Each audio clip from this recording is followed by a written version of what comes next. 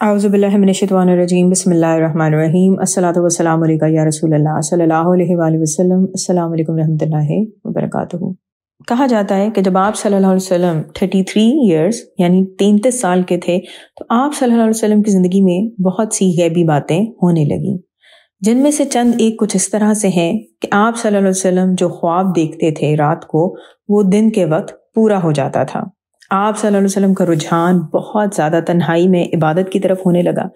غور و فکر تو آپ صلی اللہ علیہ وسلم بچپن سے کرتے تھے۔ جب آپ بکریاں چرانے جایا کرتے تھے تو بچوں کے ساتھ کھیلنے کے بجائے آپ صلی اللہ علیہ وسلم آسمان، زمین اور اپنے ارد گرد کو بہت غور سے دیکھا کرتے تھے اور سوچا کرتے تھے۔ جس طرح آپ صلی اللہ علیہ وسلم کے دادا حضرت عبد المطلب غار حرا میں عبادت کیا کرتے تھے، اسی طرح آپ صلی اللہ علیہ وسلم نے بھی غار حرا میں عبادت کرنا شروع کر دی تھی۔ آپ صلی اللہ علیہ وسلم خاص طور پہ رمضان کا پورا مہینہ غار حرا میں عبادت میں گزارا کرتے تھے۔ آپ صلی اللہ علیہ وسلم کھجوریں، ستو، پانی اور دودھ اپنے ساتھ غار حرا میں لے جاتے تھے، دن رات عبادت کرتے، جب کھانا ختم ہو جاتا تو واپس آ جاتے۔ کبھی حضرت ختیجہ رضی اللہ عنہ خود ہی کھانے کا سامان غار حرا بھجوا دیا کرتی تھی۔ ان دنوں آپ صلی اللہ علیہ وسلم کا عبادت پر اتنا زیادہ فوکس تھا کہ لوگ کہنے لگے کہ محمد صلی اللہ علیہ وسلم اپنے رب کی محبت میں ڈوب گیا ہے۔ پھر ایک رمضان المبارک میں جب کہ پیر کا دن تھا، رمضان المبارک کی 21 تاریخ تھی اور آپ صلی اللہ علیہ وسلم تقریباً 40 سال کے تھے، وحی نازل ہوتی ہے۔ یہ واقعہ کچھ اس طرح سے بیان کیا جاتا ہے کہ آپ صلی اللہ علیہ وسلم نے ایک آواز سنی غار حرا میں۔ آواز سن کے جب آپ صلی اللہ علیہ وسلم نے ادھر ادھر دیکھا تو اپنے سوا کوئی نظر نہیں آیا۔ یہ آواز ایک فرشتے کی تھی۔ فرشتہ سبز رنگ کے ریشم پر سنہری حروف سے لکھی ہوئی عربی زبان کی ایک عبارت یعنی ٹیکسٹ لکھا ہوا تھا، وہ لے کر آیا۔ فرشتے نے کہا پڑھیے۔ رسول اللہ صلی اللہ علیہ وسلم نے جواب دیا میں پڑھنے والا نہیں ہوں۔ اس کے بعد فرشتے نے آپ صلی اللہ علیہ وسلم کو پکڑ کر سینے سے لگایا اور دبایا اور چھوڑا، پھر کہا پڑھیے۔ آپ صلی اللہ علیہ وسلم نے جواب دیا میں پڑھنے والا نہیں۔ فرشتے نے ایک بار پھر رسول اللہ صلی اللہ علیہ وسلم کو سینے سے لگا کر پہلے کے مقابلے میں ذرا زور سے اپنی طرف دبا کر کہا پڑھیے اپنے رب کے نام سے۔ رسول اللہ صلی اللہ علیہ وسلم نے کہا کیا پڑھوں؟ تب فرشتے نے سورہ الق جو کہ قرآن شریف میں 96 سورہ ہے، اس کی پہلی 5 آیتیں آپ صلی اللہ علیہ وسلم کو پڑھائیں۔ ان آیات کا مطلب ہے پڑھو اپنے رب کے نام سے جس نے پیدا کیا آدمی کو خون کی پھٹک سے، پڑھو اور تمہارا رب ہی سب سے بڑا کریم ہے۔ یہ آیات پڑھوانے کے بعد فرشتہ غائب ہو جاتا ہے۔ آپ صلی اللہ علیہ وسلم کی ٹانگیں کانپ رہی تھیں، کھڑا ہونا مشکل ہو جاتا ہے۔ زمین پر بیٹھے رہے، کچھ دیر بعد کھڑے ہوئے، غار سے باہر نکلے اور گھر کی طرف چل پڑے۔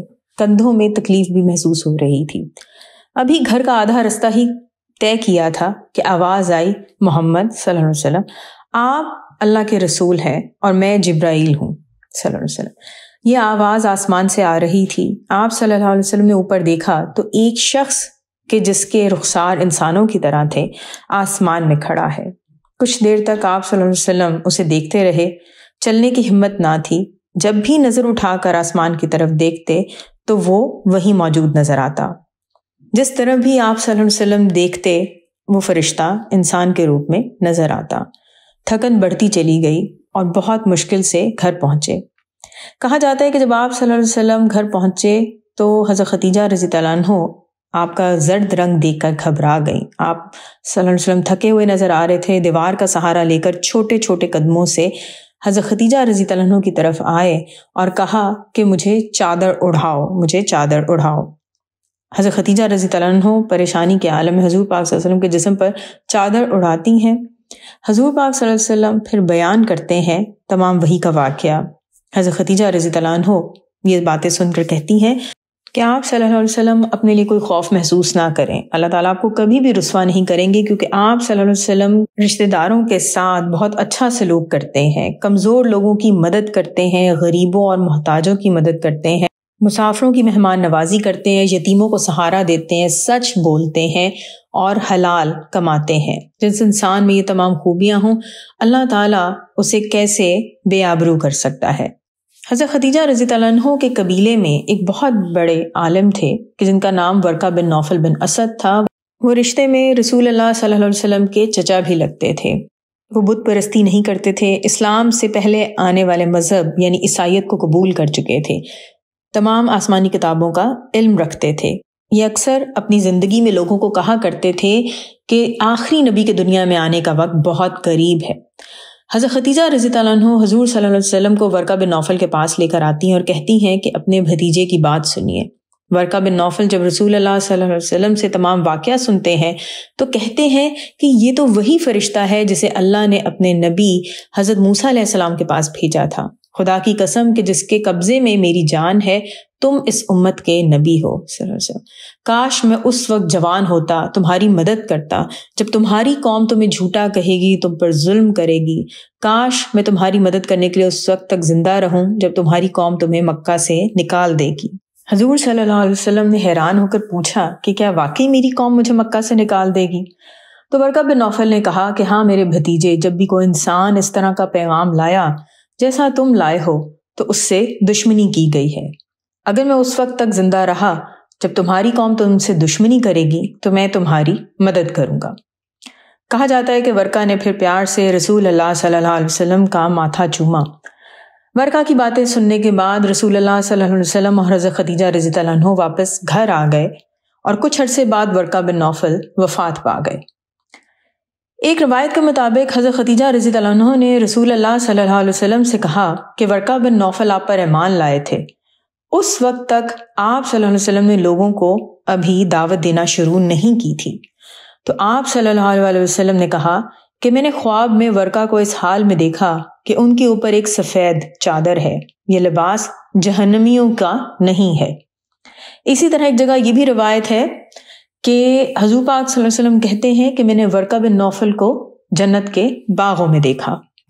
حضور پاک صلی اللہ علیہ وسلم پر وحی کا نازل ہونا حضرت ابراہیم علیہ السلام کی دعا کی قبولیت ہے۔ جب حضرت ابراہیم علیہ السلام خانہ کعبہ کی تعمیر کر رہے تھے حضرت اسماعیل علیہ السلام کے ساتھ، تو تب آپ علیہ السلام نے دعا کی تھی کہ اے ہمارے رب ہم سے قبول فرما، یقیناً تو سب کچھ سننے والا جاننے والا ہے۔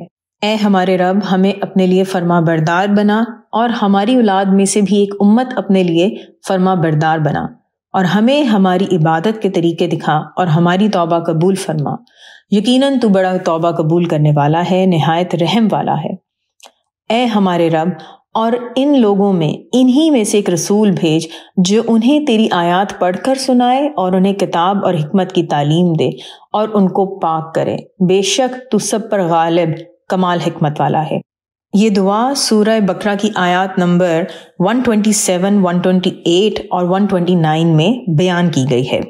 حضور صلی اللہ علیہ وسلم پر وحی نازل ہونے سے پہلے تمام کائنات کی تمام چیزوں کو آپ صلی اللہ علیہ وسلم کے نبی ہونے کا بتا دیا گیا تھا۔ خود رسول اللہ صلی اللہ علیہ وسلم کہتے ہیں کہ میں مکہ میں ایک پتھر کو جانتا ہوں جو وحی نازل ہونے سے پہلے بھی مجھ پر سلام بھیجا کرتا تھا۔ اسی طرح حضرت علی رضی اللہ عنہ سے روایت ہے کہ میں رسول اللہ صلی اللہ علیہ وسلم کے ساتھ تھا، ہم مکہ کے مضافات میں گئے تو میں نے دیکھا کہ جو پتھر یا درخت راستے میں آتا وہ رسول اللہ صلی اللہ علیہ وسلم سے کہتا اللہ کے رسول صلی اللہ علیہ وسلم، آپ صلی اللہ علیہ وسلم پر سلامتی ہو۔ انشاءاللہ نیکسٹ ویڈیو میں اور بیان کروں گی۔ الصلاۃ والسلام علیکہ یا رسول اللہ صلی اللہ علیہ وسلم۔ السلام علیکم رحمۃ اللہ وبرکاتہ۔